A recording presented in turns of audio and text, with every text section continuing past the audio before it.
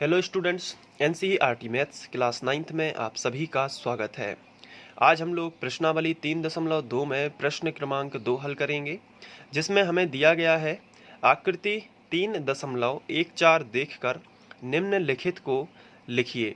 तो आकृति हमें एक आपकी पुस्तक में दी गई है आकृति, तो आप वहां से देख सकते हैं। और उसके साथ साथ यदि आपको मैंने यहाँ पे आकृति बनाई भी हुई है, तो ये देखिए, ये आकृति हमें दी गई है और ये पुस्तक में भी दी गई है, तो वहाँ से आप रिलेट कर सकते हैं। लेकिन समझने के लिए आप अभी यहाँ पे देखिए, इससे क्या होगा कि आप पूरा का पूरा प्रश्न समझ जाओगे।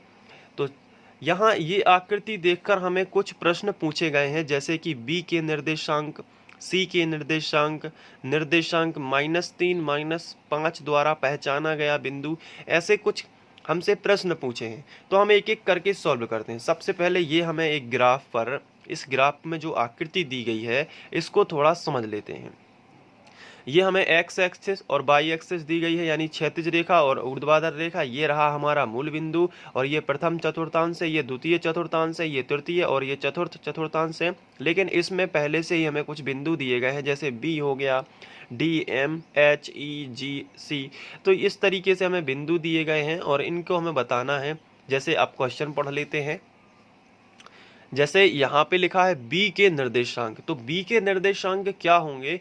तो अब यहाँ पे है बिंदु बी, तो बिंदु बी यहाँ पे है, तो इसके निर्देशांक क्या होंगे? सबसे पहले बिंदु बी कहाँ कहाँ से मिला हुआ है? बिंदु बी यहाँ 2 से मिला है और यहाँ -5 से मिला है। फिर से देखिए, बिंदु बी यहाँ किससे मिला है? 2 से, और नीचे किससे मिला है? -5 से। तो बिंदु बी के निर्देशांक हमें लिखते समय एक बात का ध्यान रखना होता है, और वो बात ये है कि हमें सबसे पहले एक्स अक्ष का अंक लिखना है, उसके बाद ही हमें वाई अक्ष का लिखना है। क्योंकि पहले हम भुज लिखते हैं और उसके बाद ही हम कोटि लिखते हैं। तो भुज कितना है बताइए? -5। तो बिंदु बी के निर्देशांक क्या होंगे? -5 और 2। तो ये भुज हो गया और ये कोटि।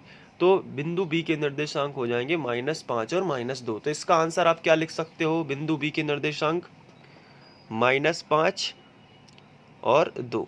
आप अलग से आंसर में भी लिख सकते हैं, तो मैं आपको केवल समझा रहा हूँ यहाँ पे ग्राफ की सहायता से। उसके बाद पूछा गया है सी के निर्देशांक। तो सी कहाँ पे है? सबसे पहले क्या आपको सी दिखा? यस, यहाँ पे है सी। अब इसके निर्देशांक पूछे हैं, तो बस अब आपकी बारी है। अब आप बताइए कि सी के निर्देशांक क्या होंगे। क्या आपने बताया? सबसे पहले क्या करना है आपको? सी को देखना है ये कहाँ से मिला है। ये यहाँ -5 से मिला है और ये यहाँ पे किससे मिला है? 5 से। तो पहले हमें x वाला लिखना चाहिए कि y वाला?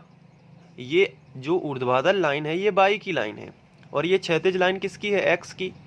तो पहले हम x लिखेंगे, तो x का 5 हो जाएगा और ऊर्ध्वाधर -5। तो सी के निर्देशांक कितने होंगे? भुज और कोटि, तो 5 और -5।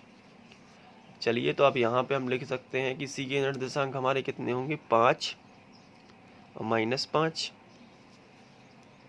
अब इसके बाद हम तीसरा क्वेश्चन पढ़ लेते हैं। निर्देशांक -3 और -5 द्वारा पहचाना गया बिंदु। तो -3 और -5, तो यही हम देखते हैं। -3 पहले हम x अक्ष में देखेंगे, यहाँ पे क्या होगा? पहला बिंदु x होगा। तो x पर -3 देख लेते हैं कहाँ है। तो ये है हमारी x अक्ष, और इस पर ये रहा -3, और -5 हमें मिलेगा y अक्ष पर। तो -3 ये है और -5 ये है। इसके द्वारा दोनों कहाँ मिलते हैं? E पर। तो इसके द्वारा पहचाना गया बिंदु क्या होगा? E। क्योंकि हमसे ये पूछा गया है कि -3 और -5 द्वारा पहचाना गया बिंदु क्या है। तो पहला x अक्ष के लिए होगा -3 ये, और y अक्ष के लिए होगा -5, और इसके द्वारा पहचाना गया बिंदु E होगा। तो हम यहाँ पे क्या करेंगे? यहाँ पे हम लिख देंगे कि -3 और -5 द्वारा पहचाना गया बिंदु कितना है? E। इसके बाद चौथा क्वेश्चन है कि निर्देशांक 2 और -4 द्वारा पहचाना गया बिंदु। तो 2 और -4, तो यहाँ पे 2 कहाँ पे है? ये है, और -4 कहाँ पे है? -4 आपको कहाँ पे मिलेगा, ये देखिए -4 है ना, तो ये इसके द्वारा पहचाना गया बिंदु G। तो यहाँ पे हम लिख देंगे कि इसके द्वारा पहचाना गया बिंदु G। बिंदु D का भुज, बिंदु D देख लेते हैं कहाँ पे है। तो बिंदु D ये है, और बिंदु D के निर्देशांक क्या हो सकते हैं, यहाँ पे 6 हो जाएगा, यहाँ पे -2। पहले हम x का लिखते हैं, तो D के निर्देशांक होंगे 6 और -2। तो इसका भुज क्या होगा, हमसे D का भुज पूछा है, तो पहला ही अक्षर भुज कहलाता है, दूसरा अक्षर कोटि, तो भुज होगा 6। तो D बिंदु का भुज कितना है, 6। बिंदु H की कोटि पूछी गई है, बिंदु H को ढूंढ लेते हैं, ये है बिंदु H। बिंदु H के निर्देशांक क्या होंगे, पहले हम x एक्सिस का लिखते हैं, उसके बाद हम y अक्ष का।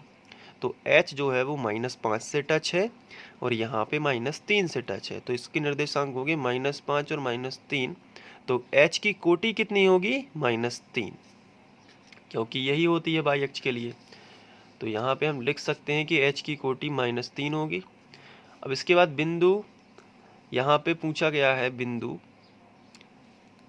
बिंदु L के निर्देशांक, तो यहाँ पे अब हम देख लेते हैं। तो बिंदु L यहाँ है 5 के पास, यानी कि y अक्ष पर 5 के पास।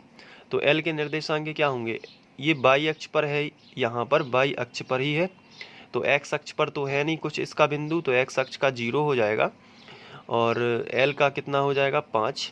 पहले हम x का लिखते हैं, फिर उसके बाद जो अक्ष पर वो बिंदु है उसका बस निर्देशांक होगा, बाकी x का 0 होगा। तो क्योंकि ये बिल्कुल अक्ष पर ही है, अगर ये इधर उधर होता तो x के भी चेंज होते कुछ मान, लेकिन ये सीधा y अक्ष पर ही है, इसलिए यहाँ पे y अक्ष का हो गया 5, और x पर है नहीं इसका बिंदु, यानी ये कॉर्नर नहीं बनाता है, तो सीधा 0 होगा। तो L के निर्देशांक कितने होंगे, 0, 5। इसी तरीके से M के निर्देशांक पूछें तो ये है M बिंदु, और M के निर्देशांक क्या होंगे, तो M के निर्देशांक के लिए बताइए ये किस अक्ष पर है, तो आंसर है ये M बिल्कुल x अक्ष के माइनस वाले पर है, तो x अक्ष पर है ना, तो x का तो होगा इसका -3, लेकिन y अक्ष का क्या हो जाएगा, 0, इसलिए M के निर्देशांक कितने होंगे, -3 और 0। तो ये -3 और 0 हमने लिख दिया, क्योंकि ये y अक्ष पर तो है नहीं, सीधा x अक्ष पर है। अगर इधर उधर थोड़ा भी होता तो y अक्ष का 1 या -1 चेंज होता, लेकिन ये सीधा M x अक्ष पर ही है। तो इस तरीके से ये रहे प्रश्न क्रमांक 2 के सभी जवाब। उम्मीद है कि आप लोगों को ये समझ में आ गया होगा। तो इसके बाद हम आगे बढ़ेंगे। Thank you.